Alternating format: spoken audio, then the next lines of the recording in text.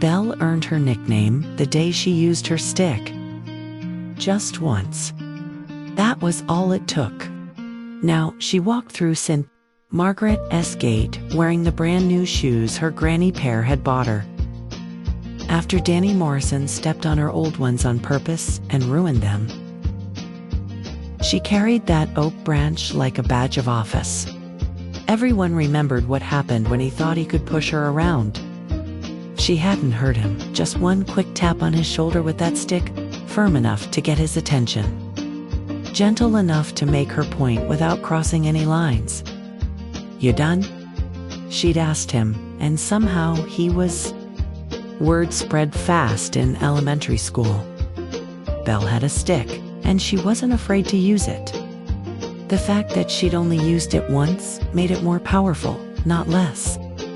Everyone knew she could do it again if she needed to. But she never needed to.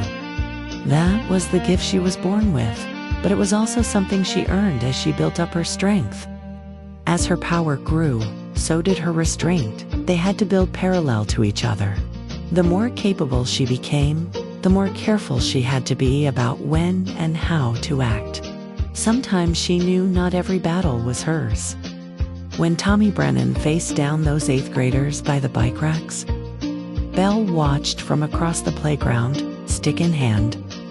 She could have walked over and tapped that oak branch once on the HS.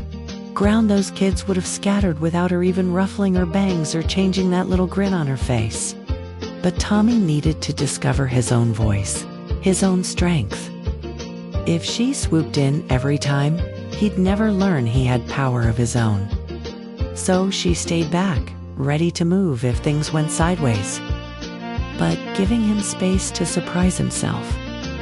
When he finally stood up and told those kids to back off, and they actually listened, the pride on his face was worth more than any quick rescue could have been. Sister Catherine found her voice in faculty meetings because she'd seen what quiet confidence looked like. Mrs. Rodriguez stopped hesitating with troublemakers, because Belle had shown her that sometimes you just had to be willing to act, and sometimes you had to be willing to wait. At 3:15, Belle pushed through the front door and dropped her backpack by the kitchen table with a thud. She leaned her oak stick against the wall next to the coat hooks, right where it belonged. "How was school today, honey?" Granny Pear called from the living room. Belle kicked off those brand new shoes and padded toward the sound of her grandmother's voice.